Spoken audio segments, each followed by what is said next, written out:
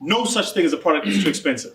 A customer tells you your product is too expensive, you're talking to the wrong customer. You think anyone walks into Lamborghini and says, but a Toyota is less? You can grow a business and make higher sales and destroy value in the process.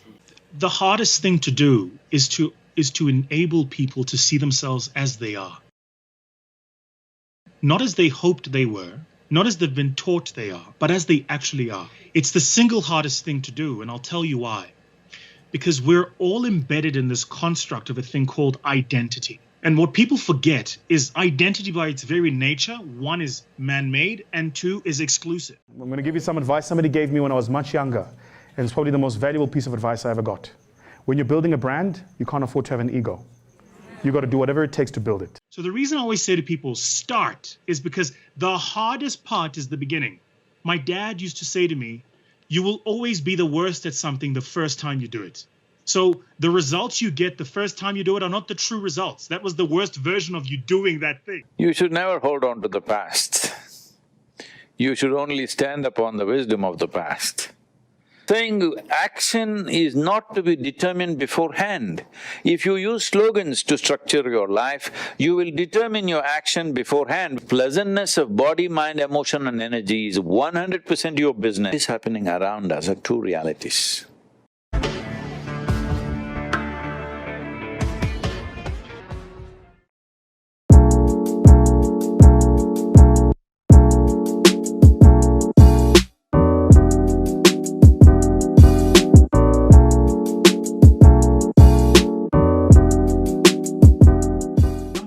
And this is probably one of the most important. Know your numbers. Many entrepreneurs are creative people who are great at solving problems or identifying a gap that nobody else had thought of. And then we think, well, just because I'm great at picking up a problem and I'm great at coming up with solutions for that problem, I then don't need to understand how the numbers work. It's really important for entrepreneurs to learn to make numbers your friend. And look at numbers as nothing more than a story. If you ever listen to our accountants speak, they say to you, somebody needs to do your books. You know why? Because a set of financial statements or management accounts is nothing more than a story. All it's telling you is a story about your business. And if you begin to look at numbers in accounting and finance as a language of communication, it breaks the barrier. So I had a real challenge with numbers when I started, and then I just started looking at it as a language, and I started saying, what's this number trying to tell me about my business? So the first thing I'll say to you is know your numbers, and know the important numbers. Know your revenues, know your margins, gross and net. Know what your tax burden is going to be, know your cash flow cycle, know what your current ratio is going to be, know all of that stuff, because your business hinges on you knowing that stuff. That's the first thing. The second thing I say if you want to pitch your business is be very, very clear on how you arrive at the value for your business. We see it all the time. Entrepreneurs who walk in, fantastic business, or a fantastic business idea, but he wants too much money. He walks into my office and he says, Vusi, give me 2 million. Well, no one's going to give you 2 million, firstly, for an idea. And if they are, it better be a hell of an idea. Because what you're saying to me is you want me to give you my money to make your dreams come true. That doesn't sound fair, does it? So if you're clear on the value of your business, you're probably going to succeed. The third thing I would say to you is test it first. There is nothing better than people who wake up in the morning and do things for themselves. Then people will help them. Here's a good example. If you were driving down the freeway, say the M1, and it was a rainy day and it was thunder outside, and you're driving on the slow lane and you drive past on the yellow lane a car that's stopped and the hazards are on. And in the car is a fellow sitting on his phone. Terrible weather outside, it's raining and there's thunder. Would you stop and help him? No, you wouldn't. But if you were driving past that same car and the fellow was standing outside his car, door open, he was dripping wet and he was pushing the car uphill, would you stop and help him? Probably. Because there is something about humanity that wants to help people who are helping themselves. So if you are thinking about starting a business, my best advice to you is start it. Sell it to someone, something. Get a friend, a family member, a girlfriend, an ex-girlfriend, a boyfriend or ex-boyfriend. Get somebody to buy it. Because if you can get somebody to buy it, you can prove that there's a business case. Number 4, this is the golden rule. Have fun. Business is about fun. I work still to this day, I'm ashamed to say, between 15 and 18 hours a day. And the reason I work that much is because it's not work. I'm having fun. So if you're looking for spaces where you can have fun and change things and break rules, go for it. And number 5, and this is the most important thing I'm going to share with you now, write this one down. Pick the best team for your business. Businesses fail not because the business fails, but because the people in those businesses are either inadequate or they have failed the business.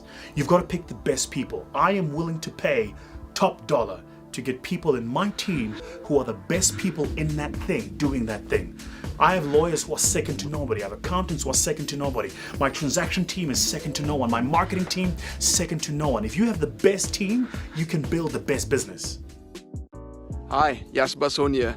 I just wanted to remind you about the Daily Entrepreneur Tips series. It's a business growth series for entrepreneurs and contains financial information and also information to grow you as a person and your business, because we will never grow our business any higher than we grow ourselves. So click on the link below and I will send you daily information to grow you as a person and your business, and it's for 365 days of the year.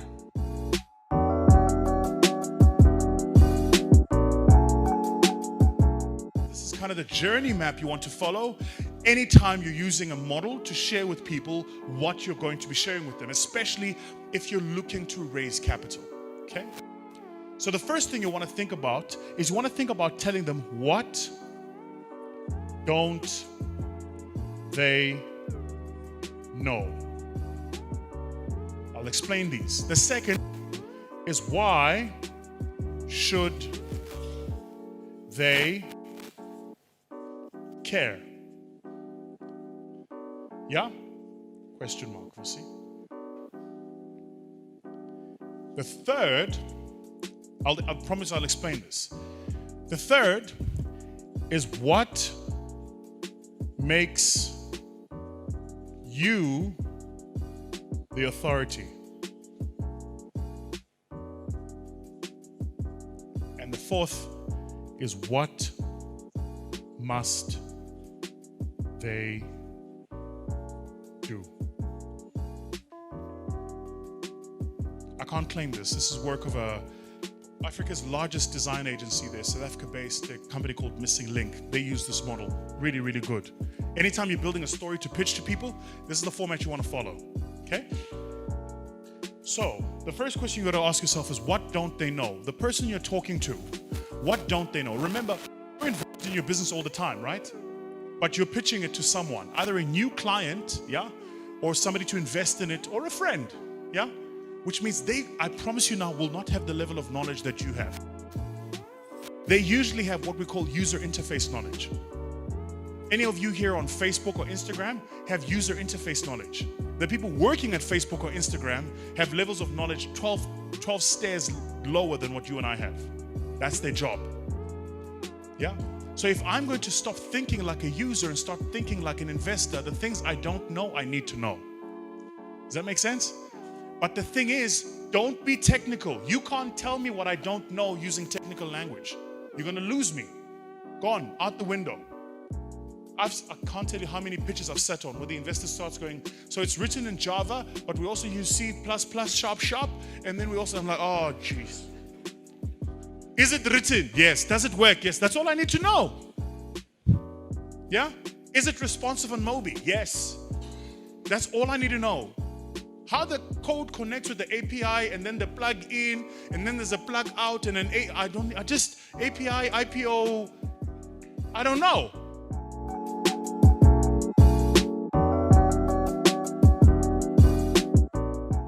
He said it, and I had to pause a minute. So we're sitting in this meeting and we're having a debate. He looks at me and he says, Vusi, you've got it wrong. He says, businesses don't compete with businesses. He says, value chains compete with value chains. Like, he's a white guy. And he said it and I was like, oh. Like when I default to Zulu, you must know I have nothing going on in my head. I'm just like, what did you just say? You know, so I was like, what did you say? He says, businesses don't compete with businesses. Value chains compete with value chains. Build the value chain. around the value chain you can build a business. So then you got to go, what's the most important part of the value chain? If you're running a business where marketing and branding is not important, stop spending money on websites. You're wasting time. You got to build the value chain that's important. You realize that there's things you do every day, businesses you use every day in your everyday life, and you've never seen a website for that business. Like not never, not ever. Not never, ever. But you're on it every day you use this business. How many of you here go to an MTN website before you buy a SIM card? You almost never, right? Because the website is not a part of the value chain. It's an important part of the brand building. This is not a part of the value chain.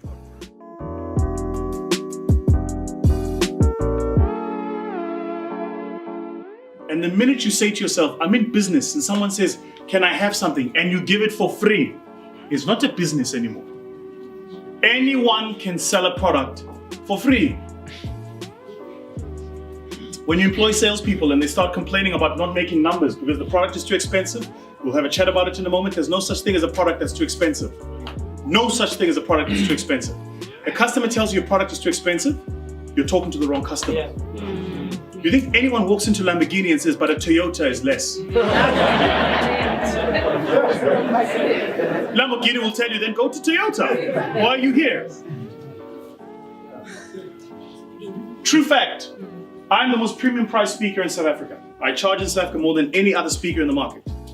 My office will also tell you price is not a negotiation I have with my clients. I never talk price, I talk value. Anytime you find yourself talking price, know that now you are not an entrepreneur anymore. Never talk price with customers, talk value. Yeah, don't talk price, talk value. And the difference between the difference between the two is perception.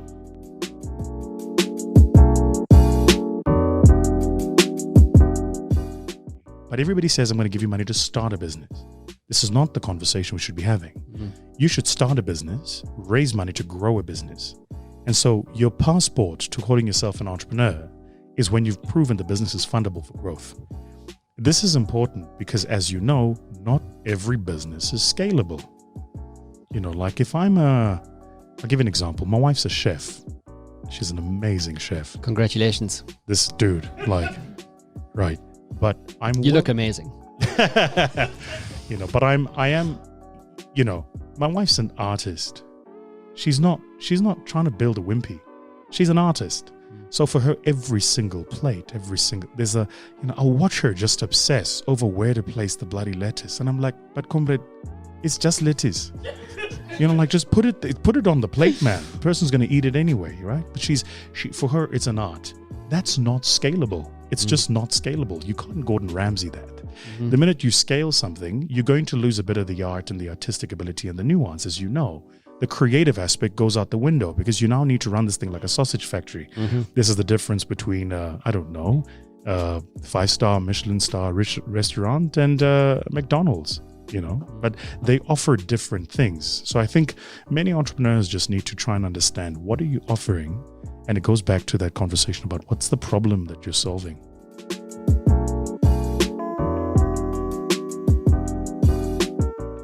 Some years ago, if you've never read, there is a fascinating book. I read this book many years ago, changed my life, called Barbarians at the Gate. The book tells a story about a company called RJR Nabisco. The company RJR Nabisco created a tiny little biscuit, and the idea behind the biscuit was a wafer of chocolate with cream in the middle, and they wanted to find a way to express it. And the child of RJR Nabisco used to say the word Oreo a lot. And the biscuit became Oreo.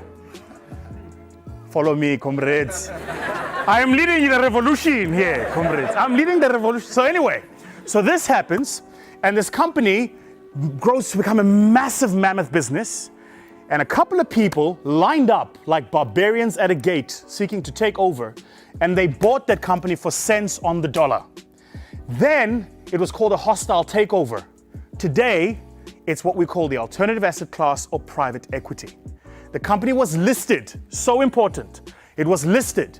They bought the shares and delisted it. So the equity wasn't public, it was private. Private equity. Bazalwane. You follow? So this, If you buy a share today at ShopRite, you're playing in the public equity space. Which means private equity is what? It's that which is not listed. But you see, the great thing is if I buy a share at ShopRite and I'm having dinner with a friend of mine I'm having lunch with a friend of mine at a Wimpy, I wouldn't, but let's imagine I am. I'm not the LSM. No, I'm below. I'm below. I'm below.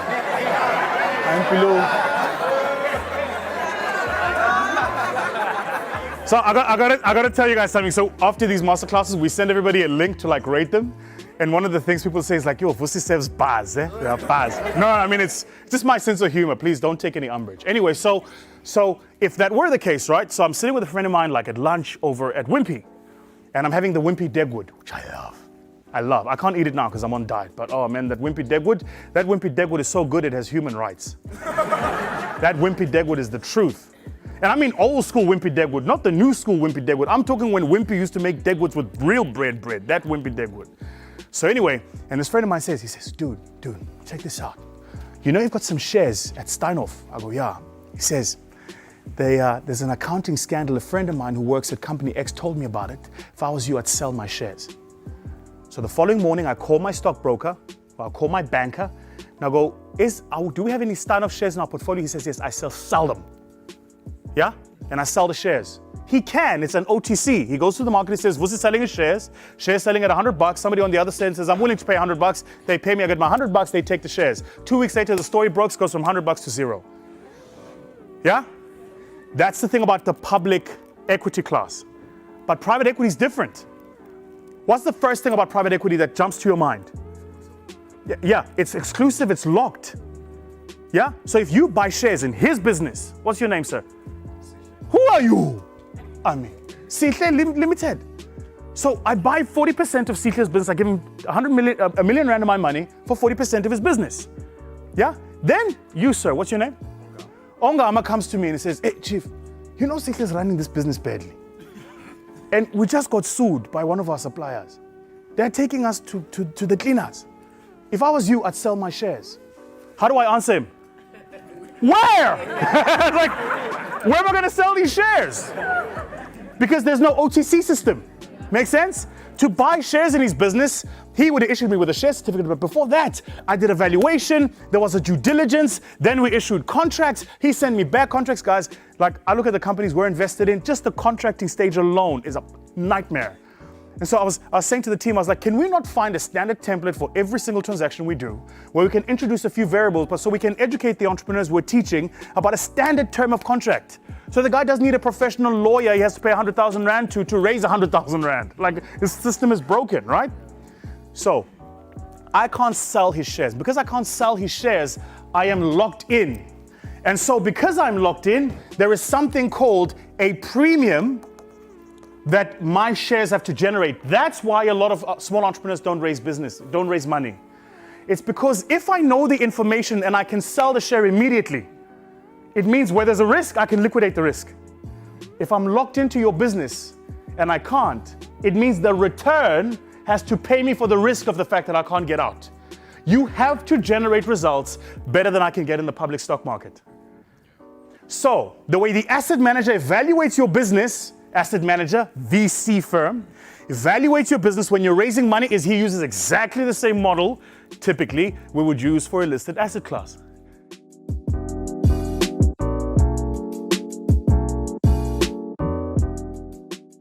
So you went and bought a property that was listed at R1 million, say, for a period of 20 years, say, at an interest rate of 10%, say, which means your effective bond is 1.1 million. So your effective bond payment is here. But over 20 years, you pay in equal percentages relative to the interest rates attached to that bond, a monthly premium, which means the reduction of your interest rate should be, all else equal, assuming the interest rate stays the same, a straight line, like so. However, you and I know this, what do properties do if there's a demand for them? They what? They go up. So right now, you bought a property at R1 million. I would presuppose your property is underwater because you bought it at the retail price and then added an interest rate charge. So you have to wait for the rate of your property value to grow beyond this level. That's what you have to do. But in that meantime, you must keep paying back your monthly payments. I get it. So here's what's going to happen sooner or later. The property value is going to increase because you bought here, but the property value should do something like that. Assuming demand exceeds supply, right? When this point here hits is when you go to the bank.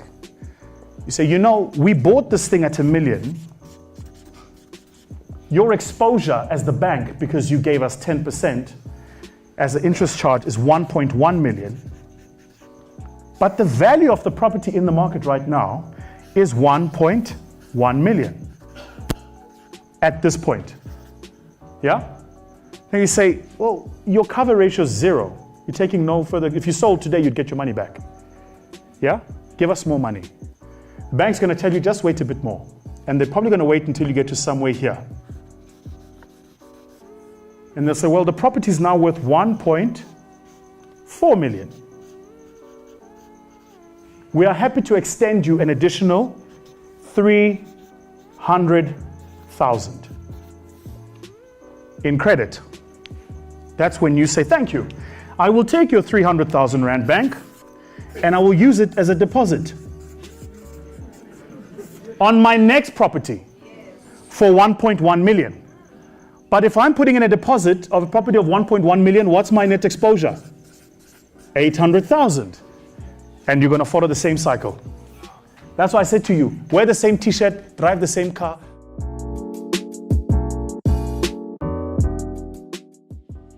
From a flow of an income statement, an income statement is basically meant to tell you if your business is profitable or not. A balance sheet is meant to tell you if you are creating wealth or if you are destroying value.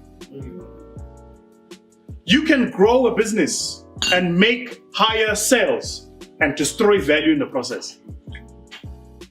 Yeah? Especially if you get your working capital wrong. Right. So, top line, and you'll hear accountants call it top line. The reason it's called the top line is because in an income statement, it is at the top of all of the lines. Top line. Get it lower. Right. First item on an income statement, what is it? Revenue. Right. What is the difference between revenue and turnover? Say again? What? Say again? Thank you. You know why it's important to say same thing? Because a lot of you here will hear, what's your revenue, what's your sales, what's your turnover, and you start wondering if I'm even in the right room. Revenue, sales, turnover. Do you know why they're different, by the way? You don't know. When you get an accountant called Thembekwayo Incorporated, he'll charge you for sales. When you migrate to a small accounting firm, they start telling you about turnover. When you are audited by Ernst & Young, now they talk revenue. All it is just so they can charge you more for doing the same work. But they are the same things. And revenue is nothing more than the price of a product times the number of products you sell. Quantity. That's it. I have this pen, I charge 1 Rand for it, I sold 1,000 of them, my revenue is 1 Rand times 1,000, 1,000 Rand. Yes? Yeah. What do we call this? The ego measure. Ego. Yeah, I run a 100 million Rand a year business. Hey? People who make a lot of money up here are so easy to spot because they'll tell you. Hey, what did you say, Mac? It's 750 a year.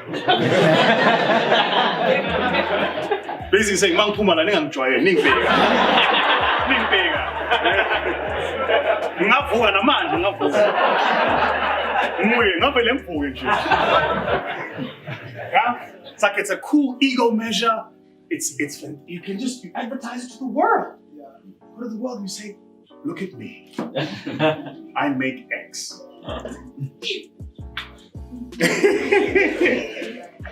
My man. Cool. And then every product you sell costs you something to make. Do we agree? Yes. It's called the cost of goods sold, which is the cost for the product times the quantity of product. So this pen, I sell it at R1 each, but I buy it from my supplier at 50 cents. Make sense? I sell it at 1, I buy it at 50. Which means my profit, what they call a gross profit or gross margin, say anything, is this minus this. That minus this. That's it. GP, GP, GP, GP, GP, GP, GP, GP, GP, GP, GP. 99% of most businesses are typically GP positive. Why? Because if you're not GP positive, you're not going to survive. If you're paying your suppliers more than it costs you to sell the product, you're going to die.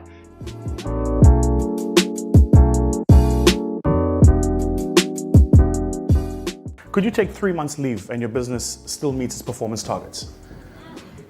If you can't disappear from your business for 90 days, you're not an entrepreneur. You're what we call self-employed. What happened? What happened? Did it hit you hard, eh? Huh? Is that you? Guys only laugh at that when they hear a nice bar and a hip-hop song and they're like, oh! Oh! Yeah, you're not, that's why, for me, the distinction is actually not academic. It's important, right? It's a very important distinction. There's a couple of models that go around. I'll share with you one that I kind of share with entrepreneurs, right? So there is a difference between being an entrepreneur, yeah? Being a business owner, yeah? Being self-employed, yeah? I beg your pardon? Being an employee. No, well, that wouldn't quite make it onto this. And being a professional. These are not the same things. So a professional, I am a doctor, I'm a dentist, yeah? I heal the patients, but if I'm not there, nobody heals the patients. Right, so I'm fascinated by the idea that there is a doctor who runs a practice, yeah? And there is a doctor who runs a hospital, and there is a doctor who's the CEO of a hospital group. I'm fascinated by that because they clearly have the same training, they just operate at very different levels. Yeah? The other thing you need to recognize is this is not for everybody. Most people, I think like 90% of people who say they want to be entrepreneurs actually just want to mean I want to determine my own life. Now, if that is what you're saying and that is what you want, which is you want to take your kids to school and rock up at the office at 10 o'clock, leave the office at 2, work a 4-hour day, then that's not quite what we mean by entrepreneurship. You want to be self-employed. Very big difference. So the graphic designer is somebody who's self-employed. I employ me, but I do the job. I am the value, yeah?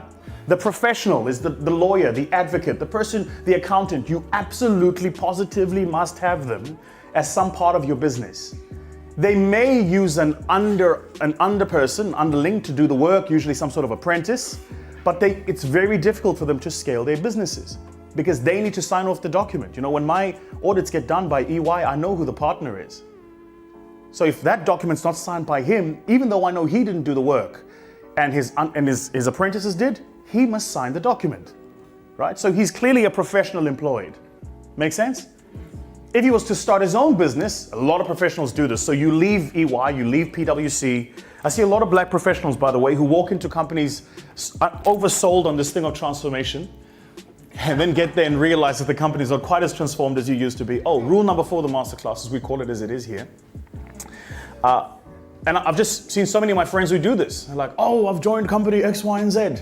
And then 3 months later they go, yeah, no, I'm leaving. Right? Typically, when they leave and they say, I'm starting my own business, really what they mean is I want to be self-employed now. I used to do HR as an HR business partner, and I'm going to start a recruiting company. Yeah? I used to be in the legal team, now I'm going to do legal stuff. Right? Those people aren't entrepreneurs. You're self-employed. Big difference. The business owner is kind of the level you're talking about, right? So the business owner goes, so I've got this business, right? And rather than employ myself, I'm going to employ people to manage the people I used to manage, right? The thing is, you can never shortcut this process from here to here to here. You can't shortcut it. You have to go through all the steps.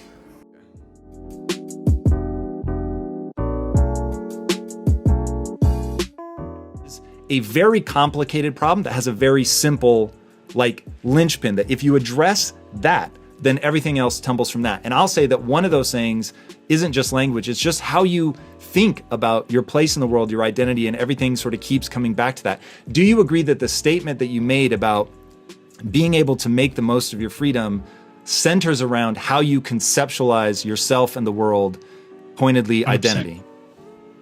100%, which is why I think the work of our generation today really is around forcing us to reconstruct these very identities we have. If you think about it, we live in a world today where almost all identities are assumed, right? So the idea, for instance, of masculinity is assumed, all right?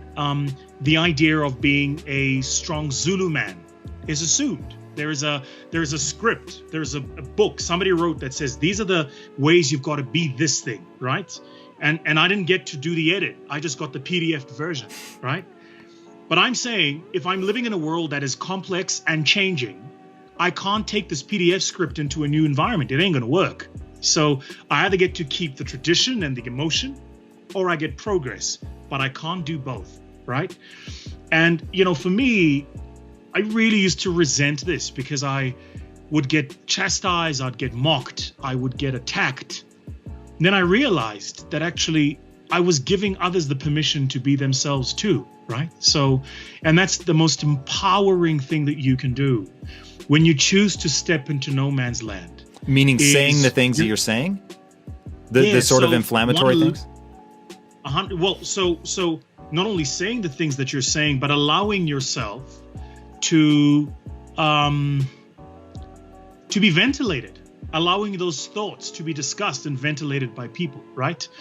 One of the things I had to learn was, as I did it, it was incredible how many other people came out and said, "Shoo, glad you said it, because I've been thinking it, but I couldn't say it because, you know, they'd lynch me." And I was like, wow, man. So we're all aware that the script doesn't work, but none of us are willing to say it because they're going to throw us in the proverbial social media concentration camp. Well, that doesn't sound right. I mean, that's not progress, right? Final thing, just for you to think about, which is this. What's the worst that can happen? Well, the worst that can happen is you're wrong. Then you're educated, which goes back to where we started at the very beginning, right? Remain teachable.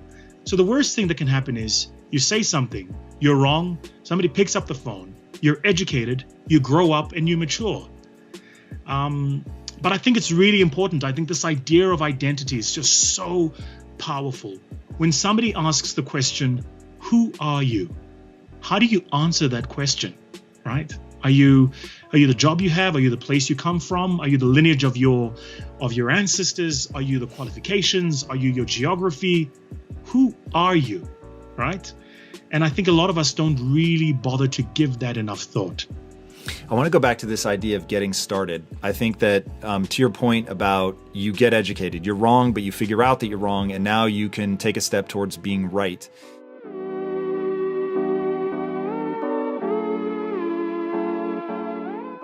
Like, how do people make progress? So, see, this is why I'm a fan of the show, is because the questions you ask, it's like, damn, how did Tom go there? So, the hardest thing to do is to enable people to see themselves as they are. Not as they hoped they were, not as they've been taught they are, but as they actually are. It's the single hardest thing to do, and I'll tell you why. Because we're all embedded in this construct of a thing called identity, right? And what people forget is identity by its very nature, one is man-made and two is exclusive. What that means is the minute I say I'm male, it means I'm not female. If I say I'm black, it means I'm not white. If I say I'm African, it means I'm not American. If I say I am, educated, it means I'm not illiterate. So all the little words we use to construct identity put us in a box. They don't free us, right? And it's something people, I think, don't think about, because people today have assumed an identity for who they are. And it's all over, right? It's in the media, it's on social media, it's on TV, it's in the newspapers, it's in music videos. All you're being sold is an identity. This is what you should be based on where you come from and based on how you've been socialized. He said, I got on an airplane and the pilot was black, and for a minute I was scared because I didn't think black people could fly a plane. And he was like, what the fuck? Like, how do I think that? And he said, if that had seeped into my mind, identity, right, then how many other people had accepted something less than who they were because of what society had told them? Is that what you mean? That we're sort of subtly taking on these I can'ts? Exactly. So here's a great example. I'm short, therefore I can't model. Okay? I mean, it's not established that short people should model, but whether you should or whether you can are very different tests, right? And by the way, I approach every little thing in my life like that. Like all the shit I do, I go, I shouldn't, but it doesn't mean I can't. There's a big fucking difference. So if you're telling me I shouldn't be in the room, you may be correct. It doesn't mean I don't have the capacity to be in the room. I want to force my way in, and I'm going to get to change your mind. So this thing about identity, I think, is so powerful, because in today's world where we're no longer demographics, we're a psychographic now. There is a kid living in Kuala Lumpur who's never been out of Kuala Lumpur, who sounds like a kid in Brooklyn, New York, because he's watching Jay-Z on YouTube. But he's completely immersed in that culture, and he's never left his small little village, right? And that's exactly the point, is everything you've been taught you are, somebody taught you that's what you are. Now, you can keep that identity, but again, you can't get the progress. And so what a lot of people do is they hang on to it, right? In South Africa, it's often about gender. Sometimes it's about tribe, right? So what tribe you come from. There's a big generation issue. So it's, I'm part of this generation. Yeah, all those things are true. But do you want the identity or do you want the progress? Because you can't have both. I'll tell you just quickly a story. So my dad was the sensei in the dojo, right? And I used to train with my dad in the dojo. And so I asked him one time, I was like, how come we get to change belts? Like, I mean, couldn't you teach the methodology without the belt system? He said two things. He said, first, human beings are incentive-based, so you need something to aim for. But he said the second thing is the reason we give you a belt is because it assigns an identity. Now, it doesn't mean that if you're orange belt, you can't take on a brown belt. It's just you embed that in your mind and you go, well, he's senior, then therefore. And so one of the things he said to me, one of the things you're going to have to learn is that real life doesn't have a belt system. So everything we know and have learned about identity is given to us. It's a template that somebody has given you.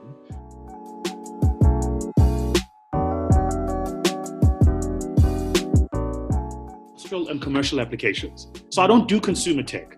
So if you've just built an app that's going to help people, paint their toenails a different color, that's not what I would do.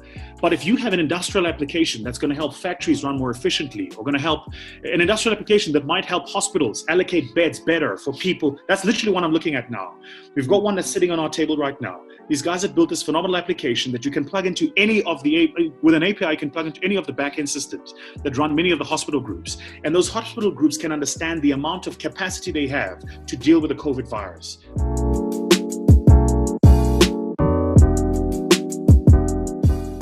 Right now, if you think about the world we live in, just think about how much hatred there is.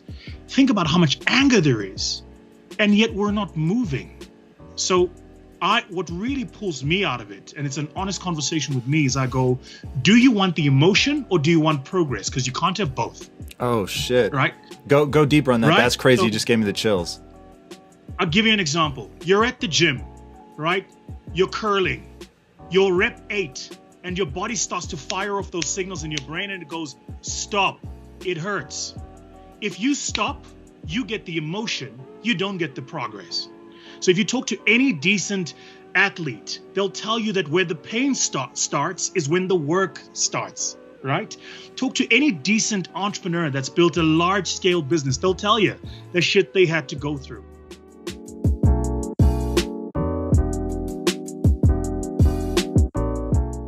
Talk about how beliefs shape performance. So, South Africans are terrible at this because we think performance shapes beliefs. So, because Bafana's busy losing, we believe that they're terrible and therefore they perform that way. And maybe what needs to change is not how they perform, but rather what we believe about them. Maybe we're the problem and not the team.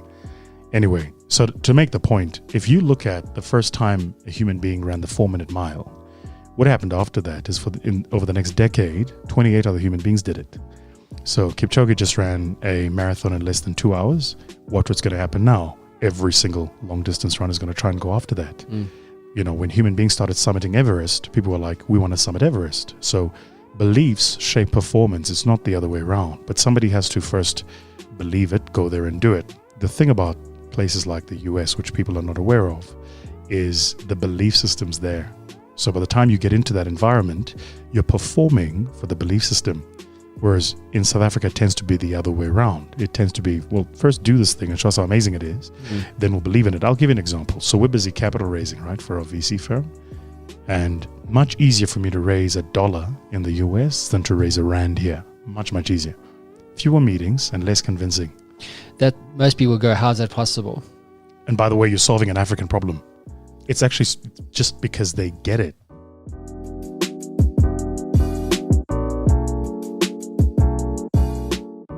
We as South Africans, and I suppose owing to the phenomenal legacy that Mandela left us, have had this permeating idea that there's got to be a savior to come and save us.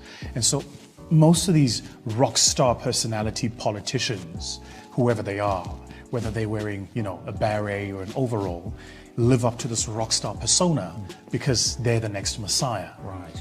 And if we know anything about developed countries, growing economies, that are pluralistic and inclusive, is that there's no rock stars. Yeah. The system is more important than the person. So South Africans have to learn there is no messiah. All of us, you, me, everybody, we all have to collaboratively get involved in the project of rebuilding South Africa. But there's no messiah. Vusi is definitely not it. Because every human being has shortcomings. So it really is around what is the ideology of what we want to do? Who are the best people to get that done? We understand we come from a past that has been, there aren't words in the English language to explain just how diabolical it was. But we're here now. So what are we going to do? Because you and I share the same country. At the end of the day, the social ills we face affect all of us. So let's leave the messiah out of it, and let's all work together.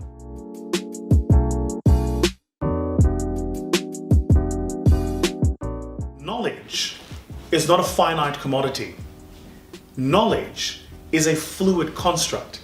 So it's something you're always in the process of acquiring. You'll never have all the knowledge there is. Even today, I don't know everything there is to know about my business, about my industry. I try to. I stay ahead of the curve. I know more than most, but I don't know everything. It's just not possible. So when you understand that knowledge is a fluid construct and not a finite commodity, then you realize that the purpose for failure in your life is to accelerate your knowledge process. Certainly the knowledge acquisition process. The reason you fail is because there's something you must learn so that you don't fail at the same thing again. That's what failing forward means. So if you're watching this video and you're an entrepreneur and you're close to closing down, you don't have money to pay your suppliers, you don't have money to pay your staff, the question you need to ask yourself is this: what lesson am I learning at this time? And what am I going to do in future to make sure I am never here again?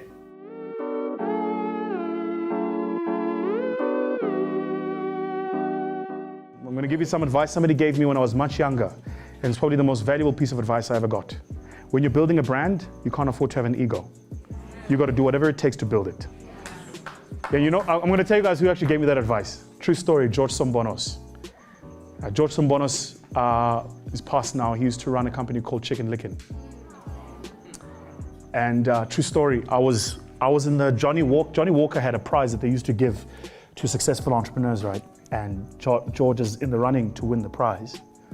And I get to him, I'm like, this is good, it's nice. And he's wearing this like old shoddy suit, and I'm looking at him going, are you good? He's nice. He's good. And I'm like, are you that guy? Because he didn't look, he's a short guy. I'm like, it doesn't look like him. So we end up chatting, and true, 2 weeks later, I'm driving past a Chicken Licken on William Nicol, and I'm hungry. This was before I had a specialized eating plan, So I was like, let me pull in. So I pull into the Chicken Licken to buy some food, and I see this guy picking up papers outside the Chicken Licken. There's a bit of litter, and I'm like, that looks like George. That can't be George. Like, this is the guy, he owns the franchise. He can't be picking up, and it was him. So I go through the drive-through. At the time it was my first car, Toyota Run-X. So I finished buying, I go through the drive-through and I pull up in the parking, and he remembered me. He's like, hi, George. He's like, yeah, Vusi, I remember you. I said, why are you picking up papers? He says, what do you mean? He was genuinely puzzled. I'm like, why are you picking up papers? He says, no, because they are here. This is my shop. And the papers, they need to be picked up, right? Because in my mind, I'm like, I would have come in and gone, Elon. There's papers, that's what I would have done, right? I wouldn't, But he's genuinely puzzled at me being puzzled that he's picking up papers. So I'm like, but you own this whole thing. And at the time, I think he had like 120 or 130 franchises. I'm like, you own this thing. Why would you pick up papers? And he said to me, when you're building a brand, you can't afford an ego. Yeah.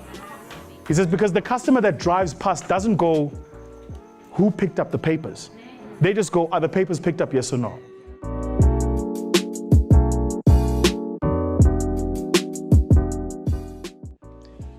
The hardest thing to do is to enable people to see themselves as they are. Not as they hoped they were, not as they've been taught they are, but as they actually are. It's the single hardest thing to do, and I'll tell you why. Because we're all embedded in this construct of a thing called identity, right? And what people forget is identity by its very nature, one is man-made and two is exclusive. What that means is, the minute I say I'm male, it means I'm not female. If I say I'm black, it means I'm not white. If I say I'm African, it means I'm not American. If I say I am, educated, it means I'm not illiterate. So all the little words we use to construct identity put us in a box. They don't free us, right? And it's something people, I think, don't think about, because people today have assumed an identity for who they are. And it's all over, right? It's in the media, it's on social media, it's on TV, it's in the newspapers, it's in music videos. All you're being sold is an identity. This is what you should be based on where you come from and based on how you've been socialized. Very early on, my father taught me that I didn't have to be what society told me, right? That I could be different if I wanted. I want to put that in context and see if I'm understanding what you're saying. So I read Nelson Mandela's Long Walk to Freedom. It fucked with me, dude. That book is so good. When every second I think I'm a badass, and then I remember that the man faced 27 years in prison and refused to compromise his principles. I'm just not that hardcore. And so that shit is phenomenal. And I remember him saying in the book, he was like, this is Nelson Mandela talking. He said, I got on an airplane and the pilot was black, and for a minute I was scared because I didn't think black people could fly a plane. And he was like, what the fuck? Like, how do I think that? And he said, if that had seeped into my mind, identity, right, then how many other people had accepted something less than who they were because of what society had told them? Is that what you mean? That we're sort of subtly taking on these I can'ts? Exactly. So here's a great example. I'm short, therefore I can't model. Okay? I mean, it's not established that short people should model, but whether you should or whether you can are very different tests, right? And by the way, I approach every little thing in my life like that. Like all the shit I do, I go, I shouldn't, but it doesn't mean I can't. There's a big fucking difference. So if you're telling me I shouldn't be in the room, you may be correct. It doesn't mean I don't have the capacity to be in the room. I'm going to force my way in. And I'm going to get to change your mind. So this thing about identity, I think, is so powerful, because in today's world where we're no longer demographics, we're a psychographic now. There is a kid living in Kuala Lumpur who's never been out of Kuala Lumpur, who sounds like a kid in Brooklyn, New York, because he's watching Jay-Z on YouTube. But he's completely immersed in that culture, and he's never left his small little village, right? And that's exactly the point, is everything you've been taught you are, somebody taught you that's what you are. Now, you can keep that identity, But again, you can't get the progress. And so what a lot of people do is they hang on to it, right? In South Africa, it's often about gender. Sometimes it's about tribe, right? So what tribe you come from. There's a big generation issue. So it's, I'm part of this generation. Yeah, all those things are true. But do you want the identity or do you want the progress? Because you can't have both.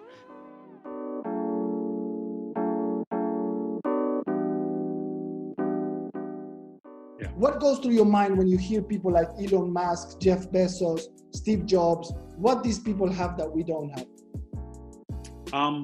What do they have that we don't have? Simple. It's a little thing with 4 letters on it. It's called grit. Grit is what I call the pit bull factor. If you've ever seen a pit bull in a fight, it ain't pretty. A pit bull in a fight is not worried about who likes it and who doesn't like it, and what does the PR look like, and I've got to be such a nice guy. It's a pit bull. It's in a fight. So what a pit bull does is it grabs, it locks its jaws, and it doesn't let go. I love that. You could pour boiling water. It ain't letting go. That's why it's the most dangerous, ferocious dog in the... back in the day when they used to make dogs do fighting, which was illegal and unethical and immoral. So I'm not condoning it. But back, everybody knew that if you brought a pit bull to the fight, there was no other dog, no other breed that could match a pit bull. Why? Because the minute it gets a hold of the target, it ain't letting go. And it's going to do this with its neck until it rips to shred the other. It's kind of, what does the crocodile do? A crocodile grabs and it spins and spins and spins and spins and spins until eventually it tears you apart. What a lot of us do is we grab and then life happens. Then we let go. I grab and I lose my people, I lose a customer, or I get a bad review on Google reviews, or we don't deliver a project on time, or my customer doesn't renew a contract, or I go through a divorce, or something happens and I let go. Steve Jobs. There's a video I'd love to show it to you that I've got of Elon Musk. Elon Musk is sitting there talking to a 60-second, what did they call it? 60-minute, life in 60 minutes, that whole interview. The guy's interviewing him and he says, how do you feel when you hear people like Neil Armstrong tell you that your quest to go to space is ridiculous? And Elon Musk starts crying. It's the only time I've ever seen Elon Musk emotional. He literally goes to the brink of tears. And he says, that broke my heart because those guys are heroes of mine. Yeah. Then he says, regardless, I'm going to the moon. Now you have to remember, I remember a time when Elon Musk had just taken all of his money that he made from PayPal and X.com, planted it into Tesla, and everybody go, what are you doing? Are you mad? You're crazy. You must be stupid. People forget that when SpaceX was, SpaceX had a liquidity event, he couldn't raise more capital. This is less than 5 years ago. And he moved out of his home, he sold his house, he went and moved into an apartment, and he took the money that he made from that and he put it into SpaceX. That's because he had already expanded and used all of his money that he made from the PayPal transaction to build Tesla. Now, there are many of us, I'm telling you for free, if I made the billions of dollars he made from PayPal, the last thing I'd be doing is writing code and trying to go to the moon. I'd be in Monaco somewhere, waiting for the coronavirus to end so I can get back on Earth, or get back on land and watch the F1. But what these guys are driven by is grit. They grab and they don't let go.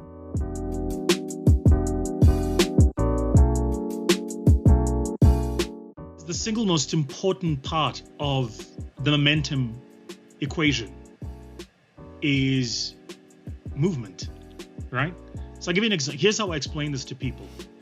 So if you're driving your car and for some other strange reason, the car stalls and you're stuck, right? You have one of two things you can do, right? And let's imagine you're in a, cell phone black zone, you can't phone anybody. You got one or two things you can do. Sit in the car, switch on your hazards, and pray somebody's gonna come past you. That's what we call the charity approach. Hi, I'm here. I grew up poor. I didn't get a good education. Help. It completely gives the power to the person on the other side of the equation, which is I feel like I want to help, and here's how much I'm willing to help with, right? Flash the hazards.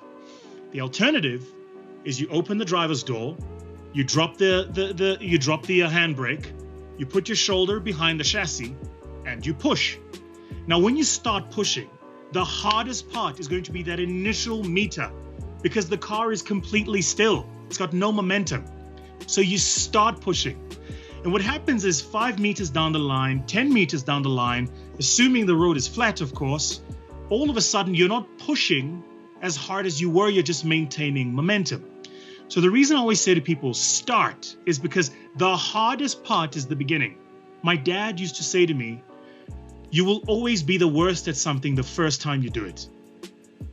So the results you get the first time you do it are not the true results. That was the worst version of you doing that thing. That's first time you sing, first time doing public speaking, first time you try to do a comedy set, first time you do anything is the worst time because you don't have the skill set. But as you do it, what happens is you mature, you get better, and you learn, right? So that's what I mean by that is the reason it's important to start is because all of those stories, that self-narrative that you've been saying and toiling in your head, the excuses are valid, the world isn't fair, but guess what? At the beginning, it is going to be tough. But the only way out of it is to start. There is no other way out of it. You can't negotiate with it, right? It's let me just one last thing for you to think about. So I said this to an entrepreneur literally today who came to see me about this very thing.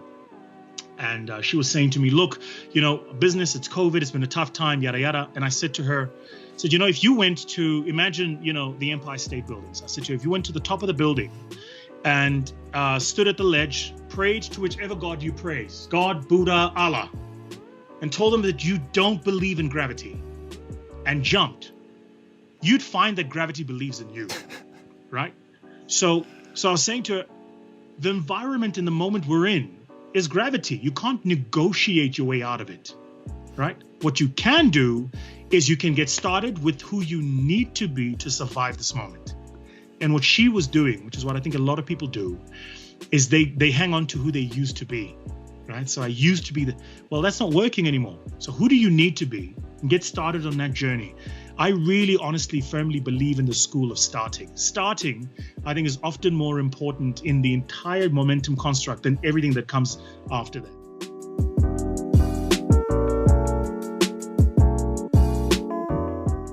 I remember I said to him, so what's your dream for mankind? What's your dream for humanity, right? Towards the end of the meeting. And he looks at me and he says, what we need is a little bit of faith. So I was like, faith? Such a strange thing to say. I was like, what is faith? I asked him, what's faith? And he said, faith is the ability to see the invisible, believe in the impossible, and trust in the unknown. So I was just like, wow, gobsmacked. And it's only as I've grown older that I realize what he was actually saying, which is it's the ability to make manifest that which is not yet.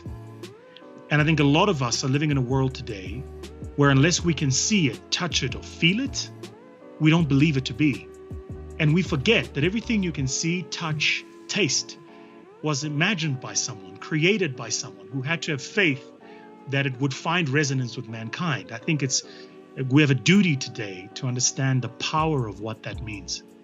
Man, you just gave me the chills again. You should never hold on to the past. You should only stand upon the wisdom of the past.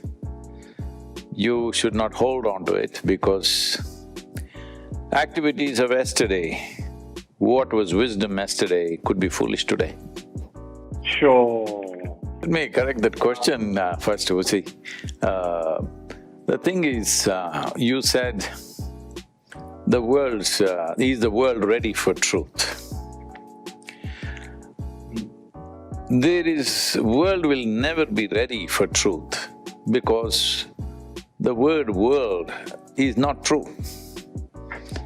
Because only the individual experience is true. Only you exist. The world is just a word.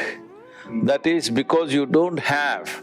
See, do you call your children the world? No, you call them by name because you have the time and attention for those individual lives. So you call them by name, they are people, all right? They're individual people. When we use the world, we don't have the necessary span of attention nor intention to pay attention to that. So they are just one world, all right? So world is a psychological manifestation in our minds. Actually, there are only people. People are people because of individual experiences. Are individual experiences truth? No. Individual experiences is psychological realities in which they live, social realities in which they live. So that is not the truth. An individual is capable of experiencing truth, but individual as a person is not truth. The world is not capable of experiencing truth, but it is the truth.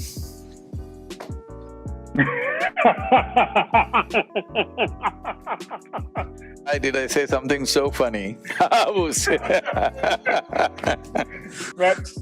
answer did not end the way I expected it. So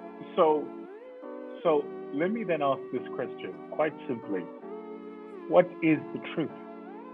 If I am myself trying to confront the truth about myself, what is the truth then? See,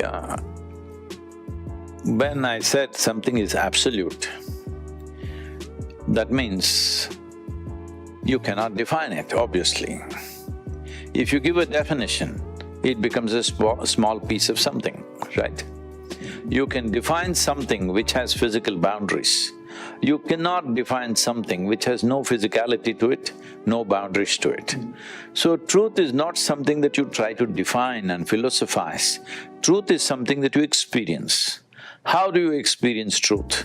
The important thing is, if an individual human being, instead of busy making conclusions about everything in the world, if they just sit here looking at what is it that is making you make the conclusions, what is it that causes joy in you, what is it that causes misery in you, what is it that you like, what is it that you dislike. If you look at these things carefully, you will understand in how many ways you have set up prisms of confusion in your mind. You set up a prism, suppose I hold a prism in my hand and look at you, you will look very funny, You will look somehow distorted. So I hold a prism and I think, Vusi is a funny-looking guy. Well, this is my problem, not yours, isn't it? So like this, we have set up multiple prisms in the vision of our mind, where everything is confusing. And now we are thinking, how to find the truth, how to find the truth. No, you need to clean up your faculties. How you see, how you hear, how you smell, how you taste, how you perceive needs to be cleaned up. Truth is not something that you try to see. You just clear your vision, then you will see. The European idea of I think so I am. A simple question, is it because you are you can think, or because you can think you are? Which is true? You know the answer. What do you mean? Because… only because you can exist, you can think, right? Not because you think you can exist.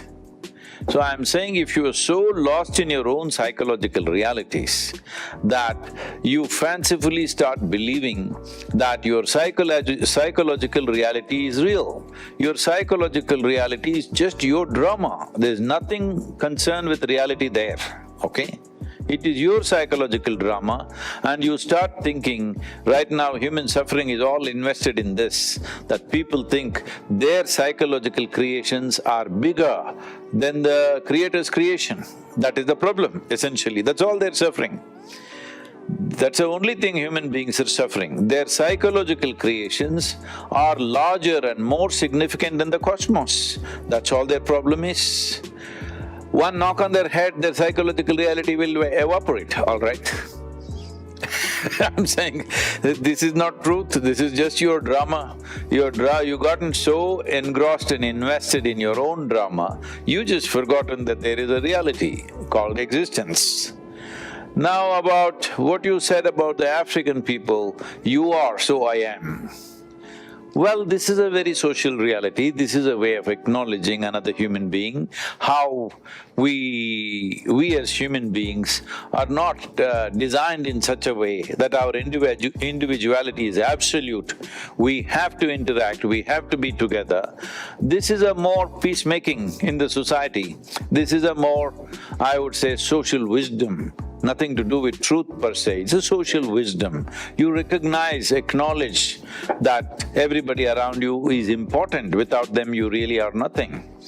And it is also a way of engaging and involving yourself with other lives, because this is not only to human beings. You may say this to a lion or a giraffe or a tree, saying, because you are, I am. It's a wonderful way of recognizing the contribution of every other life to our lives, but that's a social reality. So having said that about African man trying to create his own image of himself, but see, Africa is a word, it is a geographical piece called a continent today, but in reality, as historical reality, if you look at it, Africa must have been 10,000 tribes or more, I don't know the number, but I'm just saying. Because I discovered in America, there still are 500 nations within United States of America, Native American nations. So in Africa, it must be at least 10,000, I'm just imagining. I do not know the exact number, it could be anywhere, 5,000, 10,000 tribes. So they all lived in their own realities, their own practices, probably their own languages, their own rituals, their own identity, essentially. So today, this because certain forces from outside came and whatever the boundaries of tribal identities were just wiped out. It did not happen with war between two tribes, somebody else came and wiped out and it all got mixed up. Maybe even Zulu doesn't look like a Zulu anymore, or in the Masai Mara, the tall people, a lot of them are short and fat these days. All this happening. No, that is because I'm saying genetic mixture has happened, which was not happening earlier, social mixture has happened, and all kinds of mixtures and porosity has come. What was guarded as a very sacred identity has gotten mixed up over a period of time. In the last 200 years, so much has happened. Some of it is absolutely painful and disastrous. But this is the way, unfortunately, we have shaped the world, okay? Let's come to that reality. This is the way it's happened. We cannot change yesterday, all right? It is just that today, what we do will determine our future. That we must understand. Yesterday we cannot change. It might have been beautiful, it might have been ugly, it doesn't matter, but we cannot change that. We can only experience today and see and strive how to create a tomorrow. In this effort, if you are a Zulu, it's wonderful. As a culture, you keep that as sacred, you keep that going because it's important, otherwise all of us will become one kind of people. We will die of boredom, okay? It's so wonderful that cultures evolve like this. If you come to India, there are 1,300 languages, even today people speaking these kind of languages. So, all this cultural color, this kaleidoscope of humanity is wonderful. At the same time, we have moved towards a world today where there is technology, there is a kind of interconnectivity that you could have never imagined possible even 50 years ago, which you cannot deny, which you cannot grow without using and becoming a part of it. So this need not become a struggle. If you are… I was invited to speak with the Zulu king and to address the Zulu population, but unfortunately, things turned out the way they did with this pandemic. So, see, it's wonderful to keep that memory because a human being's life is rich only because of a vivid sense of memory. If we did not have that memory, our lives would not be rich. So I'm saying keep the culture, I don't think you can keep… Let's say if are you a Zulu? I'm slightly. Okay. Very closely related to Zulu. Okay. So let us say whatever the proud moments of your culture is in your memory, it remains an inspiration. But don't try to practice all of it today because those things were practiced at a certain time, in a certain atmosphere where it was relevant. They were doing what was relevant. If you do the same things now, you will be doing something that's irrelevant. So all those practices of life, we must make it into practices of ceremony. Ceremonially, you must keep them alive. You should not try to keep them alive in your life, in your daily practice. I'm not saying every bit of it, many parts of it. Many large parts of it may not be relevant today. Such things, we must make them into ceremonial practices. Let's say what they were doing every day, once a year we come together and do that just to remind us, ourselves, what roots we come from. This is important to keep the pride and integrity of people to move forward. Otherwise, if somebody looks back and sees there is nothing behind them, there is a vacancy in our memory, then very few people… That is actually a great liberation if there is absolutely past is wiped out.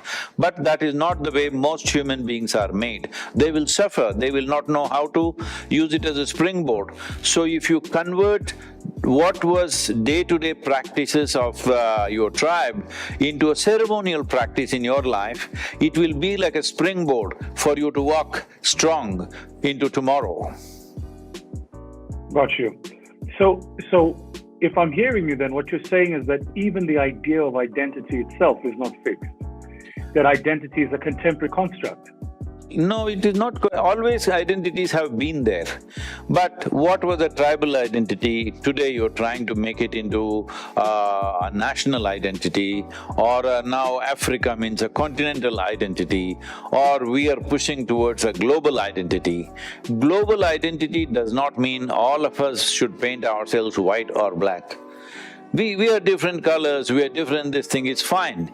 It's essentially that we make these things the color of our life, not the core of our life. This is the important thing.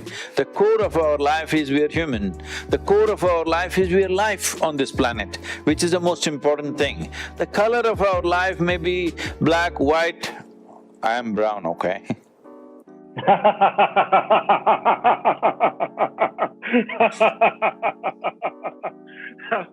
Technically, we're both brown, but okay. So one day when you score against a certain team, against a certain type of players, against a certain kind of goalkeeper, and maybe kicking it powerfully, the ball went in.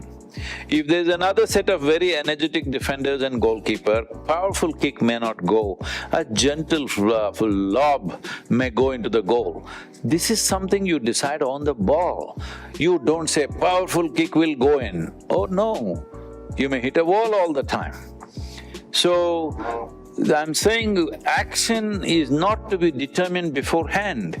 If you use slogans to structure your life, you will determine your action beforehand, which means it's a prejudiced action. Action should never be prejudiced. You are open to the given situation, according to the situation you act. Because people have such prejudiced set of actions in their head, they're unnecessarily suffering during this pandemic, all right? We were doing things one way. We want to do it the same way, this is my life, this is my life. Your life is not in your actions, you must understand. Your life is in the way you experience it. Action is according to the situation. Action is not even about you, it is about the world we live in. Today how the world is, that's how you must act. Tomorrow if the world is a different place, you act differently. But how you are is determined by how you experience life, not by how you act. What is it that a human being wants? Let me ask you simple questions. Answer just directly just as you are, okay? Your body, do you want it pleasant or unpleasant? Pleasant. Pleasant. Your mind, do you want it pleasant or unpleasant? Pleasant. Your emotion, do you want it pleasant or unpleasant? Pleasant. Pleasant. Your life itself, do you want it pleasant or unpleasant? Pleasant. Your surroundings, do you want it pleasant or unpleasant? Pleasant. Pleasant. So you made your choices. You ask any human being in the world when he is sane, he or she is sane, will all of them choose the same thing? Yeah. This is all we want. We want pleasantness of body, mind, emotion, energy and world around us, situations. If you become pleasant in your body, we call this health. If you become very pleasant in your body, we call this pleasure. If your mind becomes pleasant, we call this peace. If it becomes very pleasant, we call it joy. If your emotion becomes pleasant, we call this love. If it becomes very pleasant, we call it compassion. If your very life energies become pleasant, we call this bliss. If it becomes very pleasant, we call it ecstasy. If your surroundings become pleasant, we call it success. Don't get things mixed up. To make your surroundings pleasant, right now you're at home, to make your surroundings pleasant, you need the cooperation of your wife, your children, people who work for you, otherwise life can become unpleasant. So, creating pleasantness in the surroundings is a question of competence, is a question of being able to garner the cooperation of all the life and forces around us. There are various things, skills involved. But to bring pleasantness to your body, to your mind, to your emotions and energy is 100% your business. There is nobody else involved in this, isn't it? Yeah. Yes. So you call it fulfillment, you call it happiness, you call it joy, you call it bliss, you call it… Essentially, this is all nothing. Essentially, you want a pleasant experience in the body, pleasant in the mind, pleasant in the emotion, pleasant in the energy. This you can do 100%. This is what inner engineering is about. Now if you're feeling very pleasant, right now you're feeling wonderful, you stepped out of this webinar, went there, let's say children are doing something that you don't like, let us say they're hanging from the ceiling, risking their life, or doing something, kids can do many things, all right? But now you will deal with it differently. You are feeling unpleasant, they're doing something, you will go and create more unpleasantness out there. All right, this is what I see, children are squealing and running all over, throwing things around. Parents will come and say, shut up! This is even more unpleasant than what the children are doing. So I'm saying about creating pleasantness in the world around us, it is a continuous job, we have to do it continuously. There will always be people who will be throwing unpleasant things around you, but you need to constantly work because you want pleasantness around you, not for any other reason. You want to live in a pleasant world, so you keep doing that. But pleasantness of body, mind, emotion and energy is 100% your business. If you do the necessary inner engineering which you gave up halfway, that can be achieved. Purely physiological and psychological and energetic reality within us. So how my thoughts happen, how my emotions happen, we are misunderstanding that as to how the world is happening. See, right now, I can look at you and, create pleasant emotions within myself. What do I have to do? I just have to think, oh, what a wonderful man. Or I can look at you and say, oh, look at him, what a rogue, and create unpleasant emotions within myself. So you do not misunderstand… my pleasant emotions, my unpleasant emotions have nothing to do with you. Maybe you're not a wonderful man, maybe you're not a rogue, maybe you're none of the things that I'm thinking, all right? But this is my psychological reality. When I misunderstand my psychological reality as your condition, then I will be always making these blunders throughout my life.